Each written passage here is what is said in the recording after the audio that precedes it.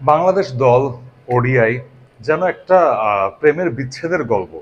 আপনি অনেক দিন ধরে আপনার ওডিআই নামে একটা গার্লফ্রেন্ড ছিল এবং সেই গার্লফ্রেন্ডকে আপনি অনেক ভালোবাসতেন, তার পেছনে সময় দিয়েছেন, শ্রম দিয়েছেন অবশ্যই, এবং কিছু অর্থকড়িও খরচ করেছেন। বাট শেষ পর্যন্ত এসে সে আপনাকে ধোঁকা দিয়ে চলে গেল অন্য একটা জায়গায়, এবং আপনিও তাকে ধরে রাখার খুব একটা চেষ্টা করলেন না। আপনিও বিরহে গা ভাসিয়ে দিলেন এবং গা ভাসিয়ে জীবনে ভুলভাল সিদ্ধান্ত নিলেন এবং অনেক ভুলভাল কাজ করলেন, এবং দিন শেষে আপনাকে আক্ষেপে পড়তে হলো। এরকমই একটা স্টোরি লাইন কিন্তু আমাদের বাংলাদেশ দলের ওডিআই টিমটার সাথে, মানে ওডিআই ফরম্যাটটার সাথে। ইনফ্যাক্ট যেই ভিডিওতে আমি বলেছিলাম, প্রিভিউ ভিডিওটাতে, যে দ্বিতীয় ওডিআই থেকে কি পরিবর্তন হতে পারে একাদশে, বাট আমার মনে হচ্ছে ওই ভিডিওটা দেখে যে এটা উলুবনে মুক্ত ছড়ানোর মতো ছিল। বিকজ এই ফরম্যাটটাতে স্কোয়াড পাল্টে বা একাদশ পাল্টে খুব একটা লাভ হবে না, কারণ আমাদের ওডিআই খেলার মানসিকতাটাই যেন নেই, এবং এই বিচ্ছেদের পরে মনে হচ্ছে সেটা আরও নেই। কোন কোন জায়গায় হেরে গেল এবং এই বিচ্ছেদটা আমাদের সাধারণ দর্শকদের উপরে প্লাস বাংলাদেশের ওডিআই ভবিষ্যতের উপরে কতটা ইফেক্ট ফেলবে, সেটা নিয়েই টুকটাক আলোচনা করতে চাই ওয়াট দ্য পিচে। দুটো বিষয় সবসময় মনে রাখবেন, ওসি হারুনের মতো কথা বলতে হচ্ছে। এক, আপনি ওডিআইতে, আবুধাবিতে বা যে কোনো জায়গায় টস জয়টা যদি মিলিয়ে ফেলেন আপনার জয় পরাজয়ের সাথে, তাহলে আপনাকে শুরুতেই বলতে হবে আপনি ওই মাইন্ড সেট আপে নেই যে আপনি ওডিআই খেলবেন। দুই, আপনি যদি ওডিআইতে এখনো ওই 7-8 নাম্বার পর্যন্ত পারফেক্ট ব্যাটারদেরকে দিয়েই চালান এবং আপনার হাতে কোনো অলরাউন্ডার না থাকে, তাহলে বুঝতে হবে যে ভাই, আপনার ওডিআই খেলার ক্যালিবারই নাই। এবং বাংলাদেশের কিন্তু এটাই হয়েছে। আমি টসের ক্ষেত্রে যদি আমি আসি, প্রথম ম্যাচে আমরা টস জিতলাম, ব্যাটিং নিলাম এবং ব্যাটিং নিয়ে 221 রানে অল আউট হয়ে গিয়ে ম্যাচটা হেরে যাওয়ার পর বললাম যে আমাদের আরো কয়েকটা রান বেশি করার দরকার ছিল, শেষ দিকে ডিউ ফ্যাক্টরে বেশি পরিমাণে কষ্ট হচ্ছিল বোলিং করার। তাহলে আফগানদের দেখুন, আফগানরা আজকে আপনাদের চেয়েও কম রান করেছে, অর্থাৎ মাত্র 190 রানে অল আউট হয়ে গিয়েছে আফগানরা। কিন্তু আফগানিস্তান জানে যে এরকম কন্ডিশনে আপনাকে শিশির পড়ার আগে আগে কিভাবে ম্যাচ শেষ করে দিতে হবে। সো তারা টপাটপ উইকেট ফেলতে লাগলো এবং উইকেটের দিকে ঝোঁক দিল বেশি। তাদের ঝোঁক কিন্তু এমন ছিল না যে আমার অমুকের 1টা ওভার, অমুকের 4টা ওভার, অমুকের 5টা ওভার বাঁচিয়ে রাখতে হবে। তারা কি করলো, শুরু থেকেই করলো অল আউট অ্যাটাক, এবং অল আউট অ্যাটাকে বাংলাদেশ যেভাবে দিশেহারা হয়ে গেল, এটা পুরোটা ওডিআই ফরম্যাটের একটা চিত্র আপনাদের সামনে তুলে ধরে ডেফিনেটলি।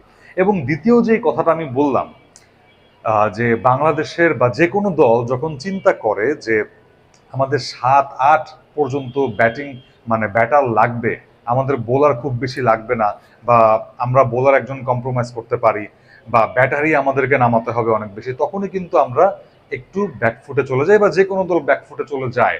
আপনি যদি মডার্ন ডে ক্রিকেটে ফলো করেন অন্যান্য দলের ওডিআই ফরম্যাট, টেস্ট ফরম্যাট, যেই ফরম্যাটই হোক, ইভেন আপনি অস্ট্রেলিয়া দলেও দেখবেন টি-20তে গ্লেন ম্যাক্সওয়েল অনেক পরে ব্যাটিং করতে আসে, মানে লেটেস্ট ওয়েস্ট ইন্ডিজ সফর টি-20 কথা বাদ দিলে আপনি অন্যান্য সময় যদি যান সেখানে তাদের সেই লাক্সারিটা আছে।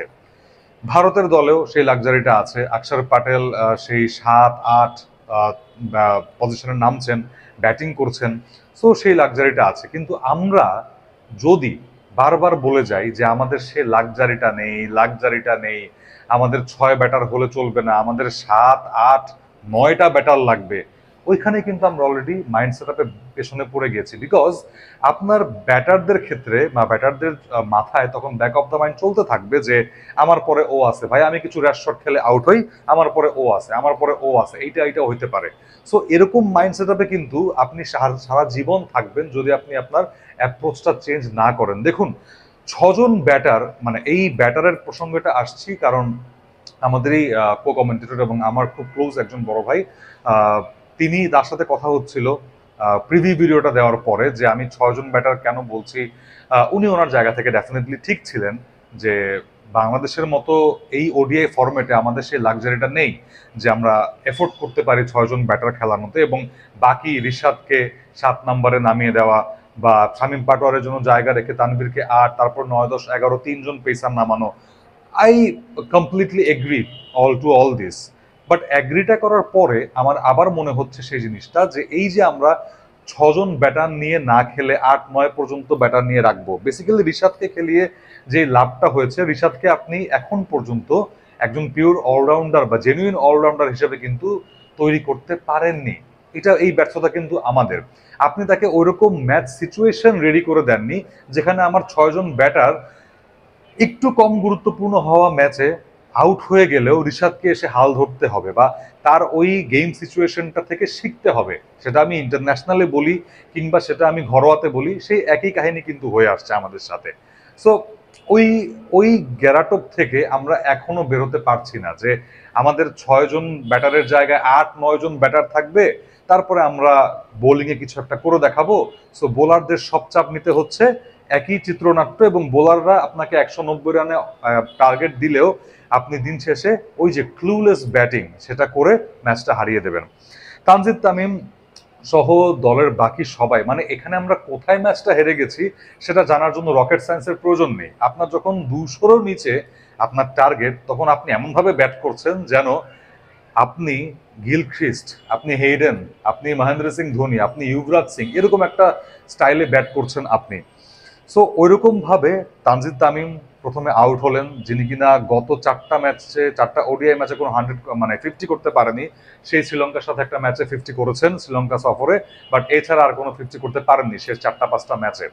তারপর আপনি যদি সাইফকে বলেন, সাইফও তো ভাই উচ্চাভিলাষী শট খেলতে গিয়ে আউট হয়েছেন। সাইফের মাত্রই ডেবু হয়েছে গত ম্যাচে, এটা দ্বিতীয় ম্যাচ খেলতে নামলেন। সো তাকে ওই সিচুয়েশনটা দেওয়ার মতোই আমরা মানে মঞ্চ সাজাতে পারিনি যে তিনি একাই ম্যাচ জিতিয়ে দেবেন বাংলাদেশকে। সো তিনি আক্রমণাত্মক ভাবেই খেলবেন এবং আপনার একজন অ্যাটলিস্ট আক্রমণাত্মক ব্যাটার থাকা লাগে একদিকে, যিনি কিনা আপনাকে ইজ করবে আপনার জায়গাটা। সো তিনি তানজিদ তামিমকে সেই লিবার্টিটা দিলেও তানজিদ তামিম মনে করলেন যে না, সাইফ তো মেরে খেলবে, আমাকেও মেরে খেলতে হবে। ধরা পড়লেন সাইফ। সবচাইতে দৃষ্টিকটু লাগলো নাজমুল শান্তর একটু গা এলিয়ে তারপর রান নিতে গিয়ে রান আউট হওয়া ওই মোমেন্টে। আপনার এত বড় কোনো টার্গেট নাই যে আপনাকে ক্লোজ ইন ফিল্ডিং পজিশনেও 2টো রানের জন্য পুশ করতে হবে আপনাকে। আপনার রানের চাকা সচল রাখা মানে হচ্ছে আপনি যদি 5টা বলে 5টা সিঙ্গেলও নেন, আপনার কিন্তু কারেন্ট রান রেট এবং আস্কিং রান রেটটার মধ্যে বেশ পার্থক্য চলে আসে।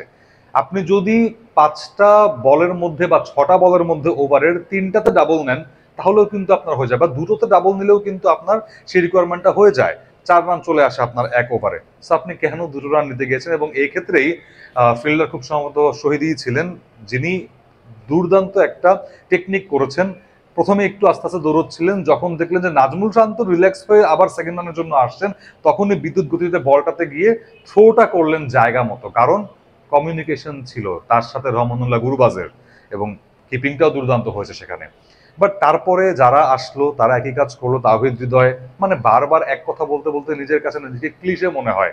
তাওহিদ হৃদয় আবারও একদম সোজা বল অফ স্টাম্পের উপরে সেই স্লগ সুইপ করতে গেলেন, নুরুল সোহান স্লগ সুইপ করতে গেলেন, এবং জাকের আলী ভাবলেন যে একটু উঠিয়ে দেই কাভার ড্রাইভ করে, একটু আপারেই খেলি আমি।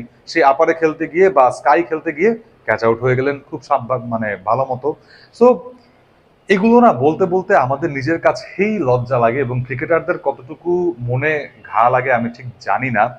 এবং তার চেয়েতেও বড় তাদের লজ্জা থাকা উচিত তাদের বোলারদের কাছে, যেই বোলাররা দিনের পর দিন সবচাইতে বেস্ট ফরমেশনে বাংলাদেশের বোলিং লাইন আপকে সামনে এগিয়ে নিয়ে যাচ্ছে। তানজিম সাকিব, তাসকিন, মুস্তাফিজ, যার কথাই আপনি বলেন, রিশাদ, তানভীর, সবাই নিজেদেরটা নিংড়ে দিচ্ছে, এবং যেখান থেকে বাংলাদেশ ম্যাচ বের করে আনতে পারতো এরকম ওয়ার্ল্ড ক্লাস বোলারদেরকে দিয়ে। আমি বারবার বলছি, world class bowlers, these are our world class bowlers. অন্য যে কোনো টিম থাকলে তাদের ব্যাটিংটা, তাদের ব্যাটাররা দায়ভারটা বা দায়িত্ববোধটা ভাগ করে নিত বোলারদের সাথে। বাট আমরা যেই অবস্থায় আছি সেই অবস্থা থেকে আরো নিচের দিকে যাচ্ছি ব্যাটিংয়ে।